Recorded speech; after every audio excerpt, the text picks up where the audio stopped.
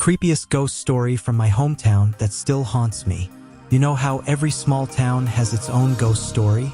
Well, mine has one too, except this one isn't just a story. It's the kind of tale that gives you goosebumps because there are people who swear it's real. And trust me, after hearing what happened, you might just believe it too. Let me tell you about the ghost of Willow Creek Manor. The legend of Willow Creek Manor. In my hometown, there's this old rundown mansion called Willow Creek Manor. It's been abandoned for as long as I can remember. The windows are shattered, the paint is peeling, and the roof looks like it could cave in any second. But what really makes it creepy is the story behind it. They say it used to belong to a wealthy family in the 1920s, the Whitakers. Everything was perfect for them until their youngest daughter, Emily, mysteriously disappeared. According to the legend, she was last seen playing in the garden one evening, and then nothing. The family searched everywhere, but she was gone. Weeks turned into months, and eventually people assumed she had been kidnapped or worse. Here's where it gets strange. About a year after Emily's disappearance, her mother started saying she could hear Emily laughing inside the house. Not just any laugh, her laugh. Neighbors reported seeing lights flicker in the windows at night, even though the house had no electricity. Some even claimed they saw the silhouette of a little girl standing by the upstairs window. One night, Mrs. Whitaker locked herself in Emily's room and refused to come out. When they finally got the door open the next morning, she was gone, vanished just like Emily. The house has been abandoned ever since. People say it's cursed. Over the years, there have been stories of people going in and never coming back out. Or they come back completely changed, muttering nonsense about hearing Emily. My experience. I never believed the stories until last summer.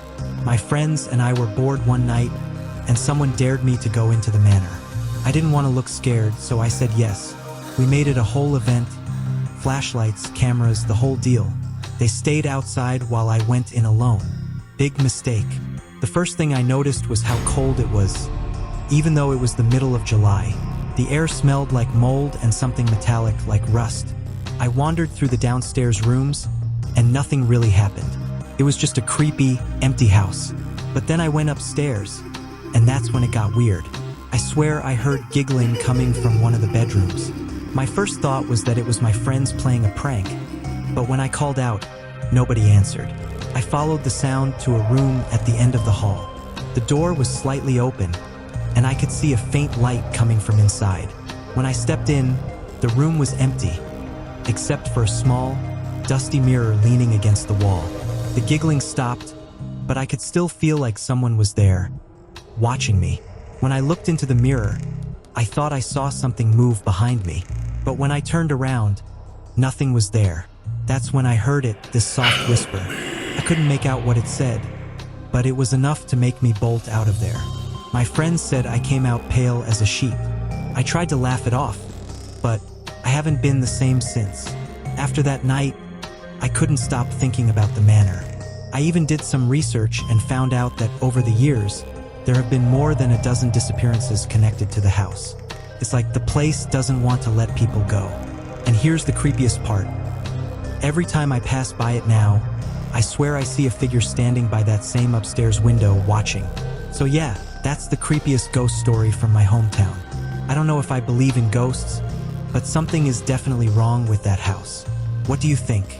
Have you ever experienced something like this?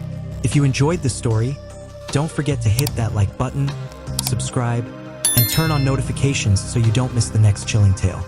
And hey, if you've got a hometown ghost story of your own, drop it in the comments. I'd love to hear it. Thanks for watching, and I'll see you in the next one.